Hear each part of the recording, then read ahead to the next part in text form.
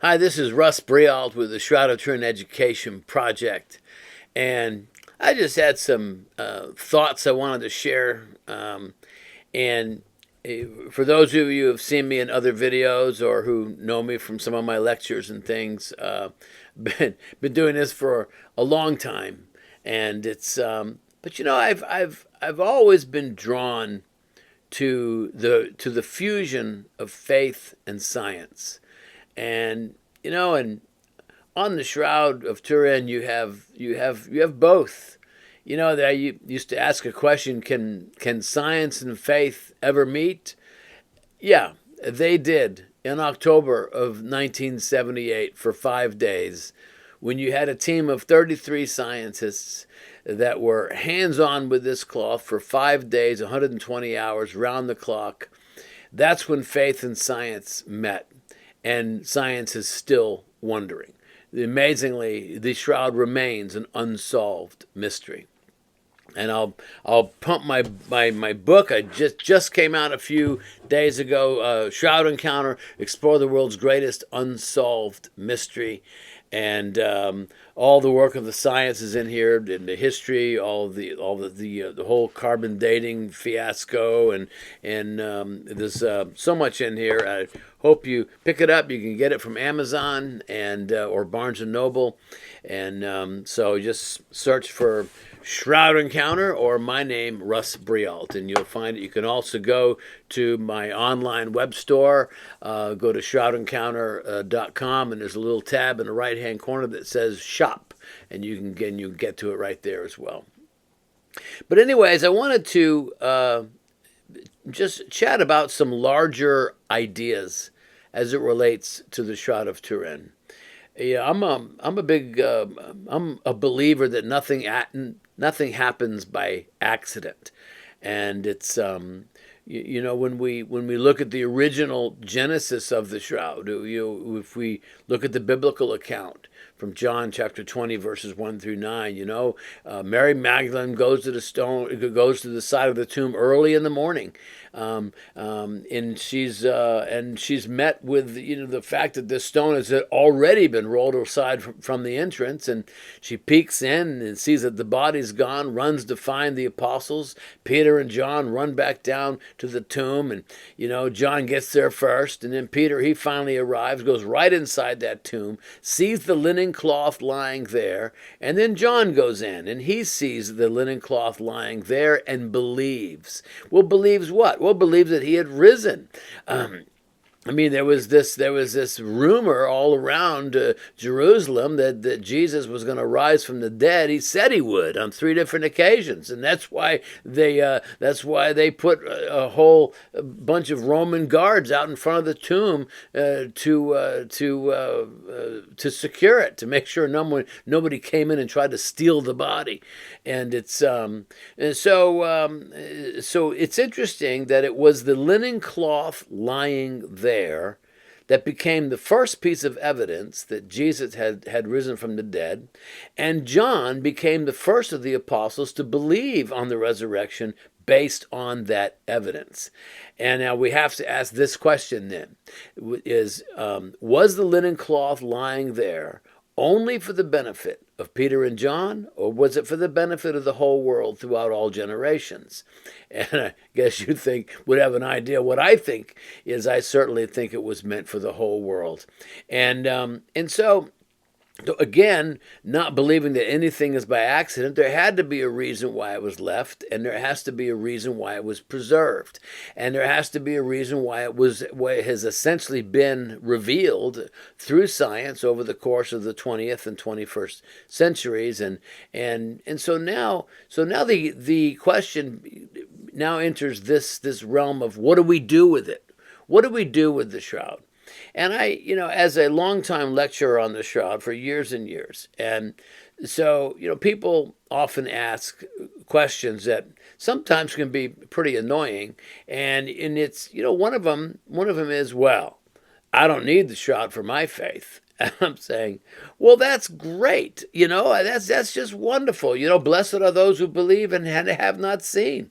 But we have to remember that in the story of doubting Thomas, Jesus did not condemn Thomas for his unbelief. He simply pronounced a blessing on those who can have faith without requiring evidence.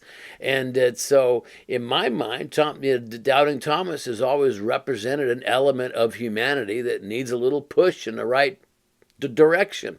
And another question is that comes up is, well, what if it's not authentic? And I'm saying, what if it is authentic and we did nothing with it? Which would be the greater sin? You see, here's the problem with the shroud, and it's not a problem, it's just really just kind of a conundrum, is the fact that we've applied all this science and we've proven one thing. It's not the work of an artist.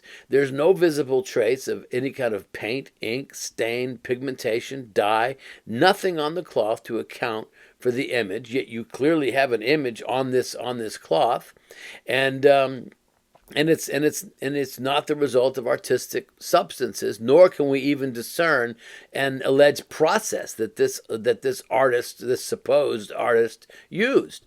And so in a sense we can prove what it's not, even though we can't necessarily prove what it is. For instance, we can never prove absolutely that this is the burial shroud of Jesus because we don't have the DNA of Jesus to match it up with something we might extract from the shroud.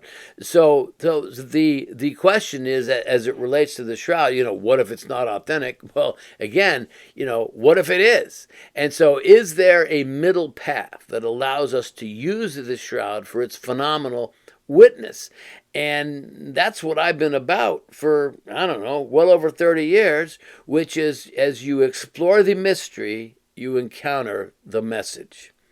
I think that's a great moniker. That's a tagline. Explore the mystery, encounter the message. But you see, I'd like to take it even a step further than that. There are some of you who are watching know very little about the shroud, and from that standpoint, as you explore the mystery, you'll learn about the shroud itself and all of its intrigues and why it has mystified so many people over the centuries, but for those of us who are knowledgeable of the shroud, who have read the articles and watched the videos and read the books, and now it's a matter of how do you move beyond that. And to me, it's how do you use the mystery to share the message. You see, again, believing that there's a reason for everything. There's a reason why the shroud exists. There's a reason why it has been revealed through modern science, beginning in 1898 when it was photographed for the very first time. And that's when we learned that the image on the cloth is actually a negative that shows up as a positive image in a photo negative. That got everyone very jazzed in the scientific area, and a lot of medical doctors got involved in trying to look at the anatomy and the physiology of the man on the shroud. Blood chemists got involved, and image specialists and physicists and chemists, and it's so. But again, it to me it's where do we go from here? And again, my position is, how do we use the mystery to share the message? Because it's the greatest message ever told. I mean, can you imagine? I mean, what if God the Father, the creator of this universe, what if he really did send his Son to become one of us, to become a human being? And what if he really did live a sinless life and then allowed himself to go through a mock trial, to be beaten, spit upon, his beard plucked, to be jammed with a crown of thorns over 30 puncture wounds around the head? And then they took that staff and struck him on the head again and again, driving those thorns deep into his scalp. You imagine the pain? And then tied to a post and then whipped brutally. I mean, talking just horrifically scourged. And then mocked further, eventually getting to the side of the cross, thrown down to the ground, shoved onto a cross, big spikes nailed through both wrists. Can you even imagine the pain of this? Cutting tendons and nerves. And then another nail or two into the feet, securing him to this upright. I mean, we just can't even imagine the excruciating pain. There wasn't a part of his body that was not screaming out in absolute agony. And he did this willingly. He didn't have to go through with this. You know, I mean, in the Garden of Gethsemane, the night prior, he says, Father, if it be thy will, let this cup pass from me. Nevertheless, not my will, but thy will be done. He could have said, is there any other way? And it's almost like God the Father reached down and said, well, son, do you love them? He said, and Jesus says, yes, Father, I love them. They're my friends. Well, then there's no other way. And so almost like it says in Isaiah 52, which is a prophecy of the coming Messiah, it says he set his face like flint for the task ahead of him. At some point in the Garden of Gethsemane that night, he became fully resolved to go through with what he had to go through. And then that's when Judas showed up with the temple guard. And then Judas comes up to Jesus and identifies him with a kiss on the cheek. And then Jesus says, Judas, do you betray the Son of Man with a kiss? The kiss of death, as it's always known. So when we understand, it's very important to understand who Jesus is. And to understand that this is the very Son of God, the Word of God made flesh. Just look at the opening verses in the first chapter of the Gospel of John. In the beginning was the Word, and the Word was with God, and the Word was God. And there was nothing made that wasn't made through the Word. And then a few verses later, in verse 14 or so, it says, and the Word of God became flesh and dwelt among us. And we beheld his glory, the glory of the only begotten of the Father, full of grace and truth. We can get your head around who it is and who it was who was strung up on that cross and taking such immense pain and suffering on our behalf. Then we see then that all of it is represented on the Shroud of Turin. It's all there. It's all there.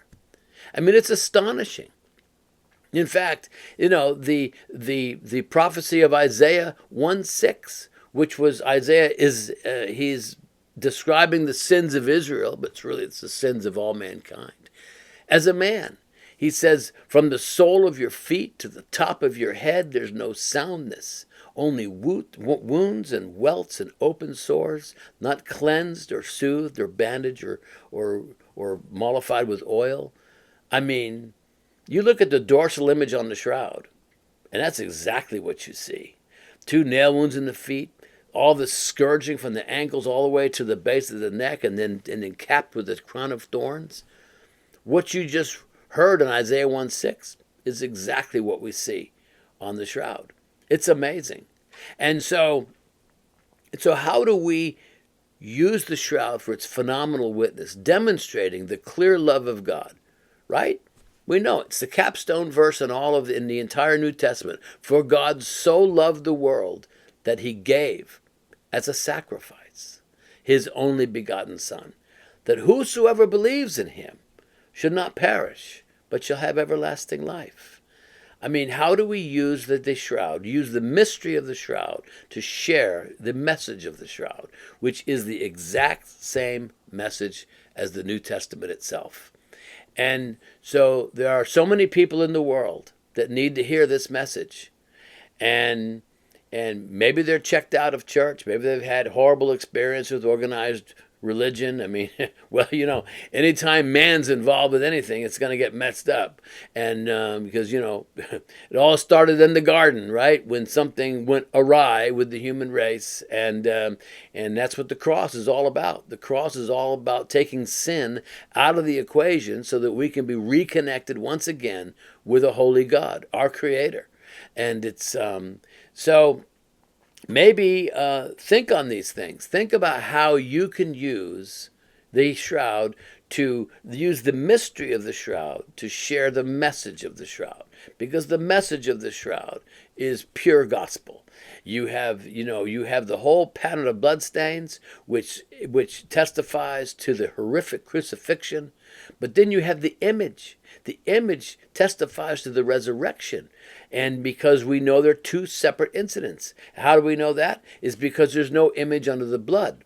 If there's no image under the blood, then that means the blood was on the cloth first, followed by the image, which makes sense. Good Friday followed by Easter Sunday. But it makes no sense if it's the work of an artist. And there's been no credible attempt to fully replicate the shroud. And so really it's all there. Both crucifixion and resurrection, right there on the shroud, used with the pattern of bloodstains and this inexplicable image, which is not the result of substances, and really penetrates only the top two microfibers, which doesn't penetrate through the cloth at all. In fact, it's uniform in intensity over the entire cloth. Frontal image, dorsal image, it's all the same image intensity. I mean, you'd think you need a piece of technology to do something like that. So how can we use the mystery to share the message?